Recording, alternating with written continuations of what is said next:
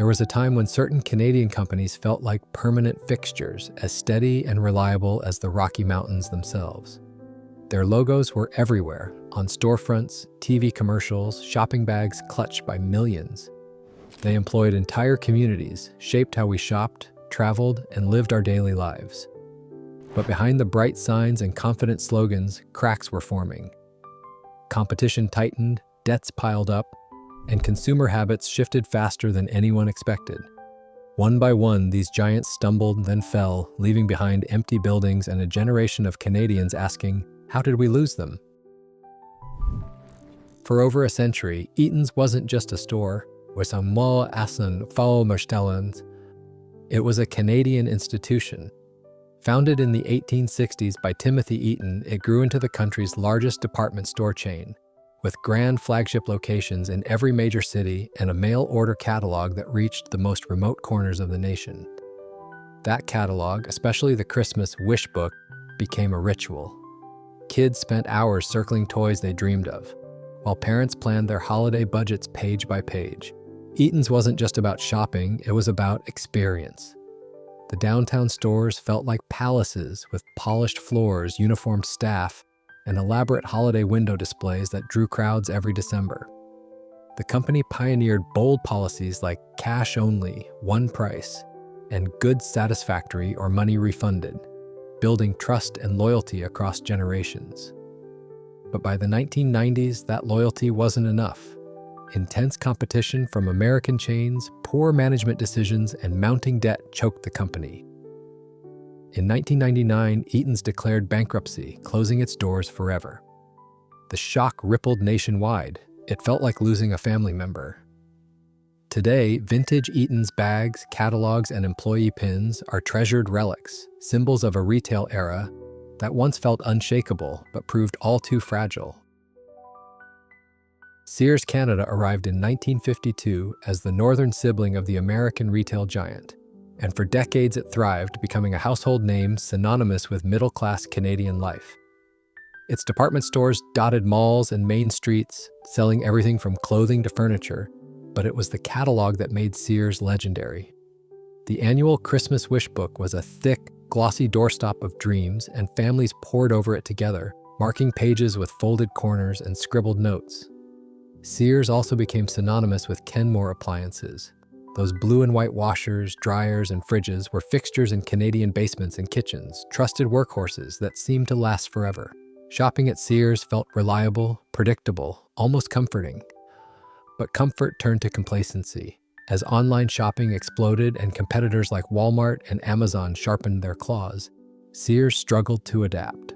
Stores grew dated, inventory thinned, and customer service faltered.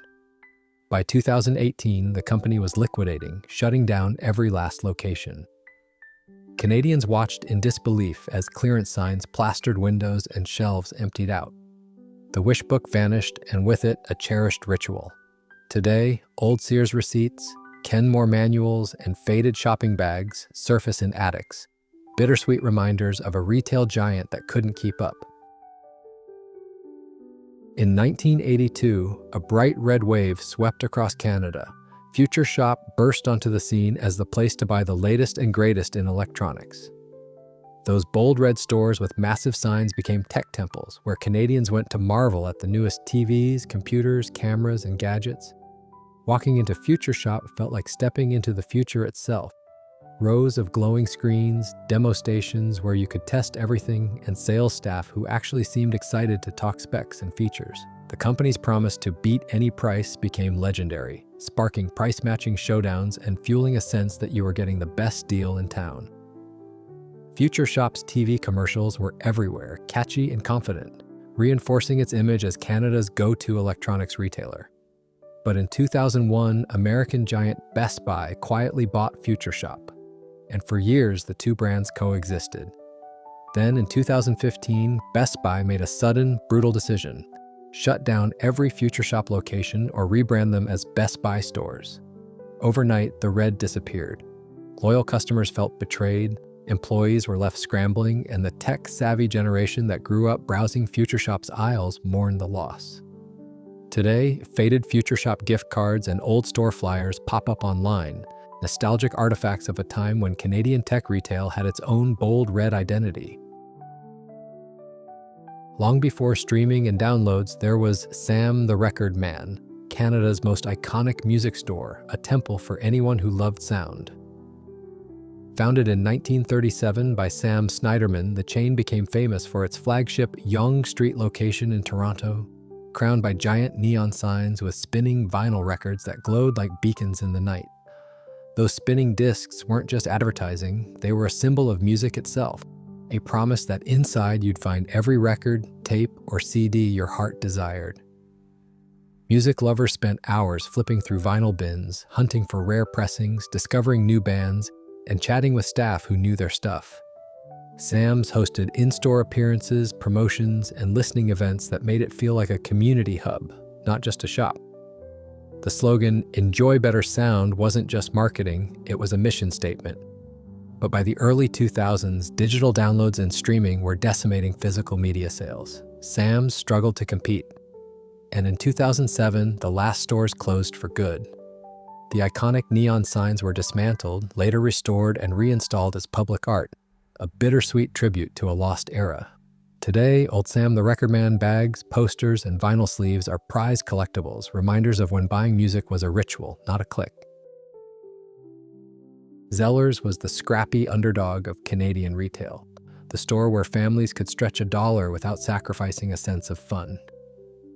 Founded in 1931, it grew into a beloved discount department store chain, its bold red logo a beacon in malls from coast to coast. Zellers offered everything: clothing, toys, home goods, electronics, all at prices that made it a weekly destination for budget-conscious shoppers. But it wasn't just about low prices, it was about the experience. The catchy jingle promising, "The lowest price is the law," became an earworm that stuck in your head for days. Tuesday deal days were legendary, $1.49 specials that drew crowds hunting for bargains. And then there was the in-store restaurant, where exhausted parents could rest with coffee and fries, while kids recovered from racing through toy aisles. Club Z membership cards made shoppers feel like insiders, unlocking extra discounts and perks. But by the 2000s, Walmart's aggressive expansion crushed Zellers' value proposition, and in 2011, parent company Hudson's Bay sold most leases to Target Canada. By 2013, nearly every Zellers was gone. Target's subsequent failure added insult to injury. Canadians lost Zellers and got nothing lasting in return. Today, vintage Zellers bags, price tags, and club cards are nostalgic treasures, relics of a retail era that felt accessible, friendly, and unmistakably Canadian. BiWay was the dollar store before dollar stores took over the world, a scrappy discount chain where almost everything cost a single loonie and bargain hunting felt like treasure seeking. Founded in 1953, BiWay's bright orange logo became synonymous with thrift and ingenuity. Its aisles were chaotic, packed with bins overflowing with household items, school supplies, cheap toys, snacks, and oddball finds you didn't know you needed until you spotted them. The stores had a raw, no-frills vibe: concrete floors, metal shelving, handwritten sale signs. But that was part of the charm. BiWay's Fill-A-Bag promotions became legendary events where shoppers stuffed as much as physically possible into a bag for one flat price, turning shopping into sport. Families made weekend trips to BiWay, knowing they could walk out with armfuls of goods without breaking the bank. But as Walmart and other big box giants stormed into Canada in the 1990s, BiWay couldn't compete. Its small stores, limited selection, and thin margins left no room to adapt. By 2001, it was liquidating, closing every location. Canadians mourned the loss of that bright orange sign and the thrill of stretching $1 further than seemed possible. Today, old BiWay shopping bags and faded receipts surface in basements, nostalgic proof of a time when a loonie could buy real joy. Beaver Lumber was the friendly neighborhood hardware store, the place where weekend warriors and DIY enthusiasts went to turn backyard dreams into reality. Founded in 1906, it became a fixture in small towns and suburban strips across Canada, its cheerful beaver logo instantly recognizable. Walking into Beaver Lumber felt personal. Staff knew your name, remembered your last project, and offered advice without making you feel like a novice. The aisles were stocked with everything you needed: lumber cut to size, paint mixed on the spot, nails sold by the pound, and tools that felt solid in your hand. It was the kind of place where you could spend Saturday morning planning a deck, chatting with neighbors doing the same, and loading up your truck with supplies before heading home. Beaver Lumber stores had a distinct small-town charm, a sense that they were part of the community, not just serving it. But in the 1990s, massive big-box chains like Home Depot and Rona rolled into Canada with warehouse-sized stores, rock-bottom prices, and overwhelming selection. Beaver Lumber couldn't match their scale or buying power. In 1999, Home Hardware acquired the chain, gradually phasing out the Beaver Lumber name. Those cheerful beaver signs came down one by one, replaced by corporate branding. Today, old Beaver Lumber receipts, paint sticks, and keychains are treasured by Canadians who remember when hardware shopping felt neighborly, not industrial. In Quebec, Steinberg's wasn't just a grocery store. It was a cultural touchstone woven into daily life so deeply that people didn't say, "I'm going grocery shopping." They said, "J'ai fait mon Steinberg." Founded in 1917 by Hungarian immigrant Ida Steinberg, the chain revolutionized Quebec's retail landscape by introducing the modern supermarket concept, replacing cramped corner shops with spacious, well-lit stores stocked with everything families needed. The iconic red S logo became a symbol of reliability and community. Steinberg's stores offered bilingual service, a crucial touch in Quebec, and became gathering places where neighbors ran into each other, chatted in aisles, and planned dinners around weekly specials. The chain's Christmas turkey promotions and festive in-store displays were annual traditions, and its red and white branding felt as Quebecois as poutine and hockey. But by the 1980s, cracks appeared. Family infighting, union disputes, and fierce competition from chains like Provigo and Metro began squeezing margins. In 1992, after 75 years, Steinberg's declared bankruptcy, closing hundreds of stores almost overnight. The shock was profound. Losing Steinberg's felt like losing a piece of Quebec's identity. Today, vintage Steinberg shopping bags, employee pins, and old newspaper ads are cherished relics, bittersweet reminders of a grocery giant that once defined an entire province's shopping culture. Canadian Airlines was the pride of the skies, a homegrown carrier that promised Canadians they could travel coast to coast and beyond with style, comfort, and a distinctly Canadian touch. Born in 1987 from the merger of several regional airlines, Canadian Airlines quickly became the country's second-largest carrier, its red and white livery a familiar sight at airports nationwide. The airline offered something more than just transport, it offered an experience. Flight attendants were warm and professional, meals were served on real trays with real cutlery, and the in-flight magazine celebrated Canadian destinations with glossy photos and inspiring stories. Frequent flyers collected Canadian Plus points like treasures, redeeming them for dream vacations and upgrades. The airline sponsored sports teams, community events, and cultural programs, embedding itself into the national fabric.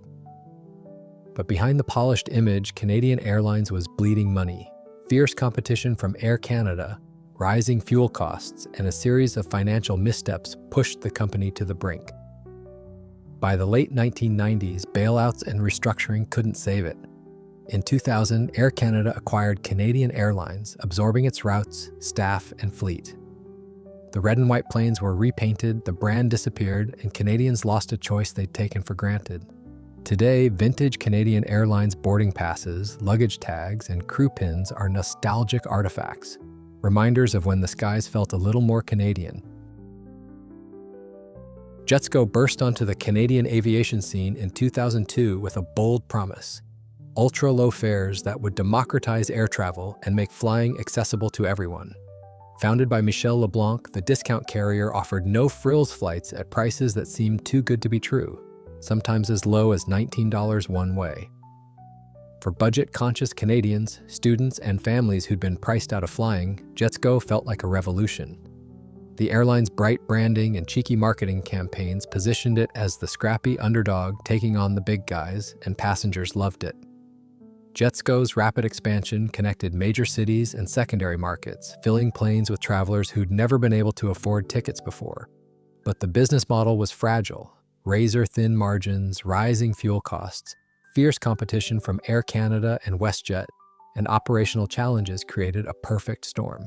By early 2005, just 3 years after launch, Jetsgo was in crisis. On March 11, 2005, the airline abruptly ceased all operations, stranding thousands of passengers at airports with worthless tickets and no way home. The collapse was sudden and brutal, leaving employees jobless and travelers furious. Jetsgo's failure became a cautionary tale about the perils of discount aviation.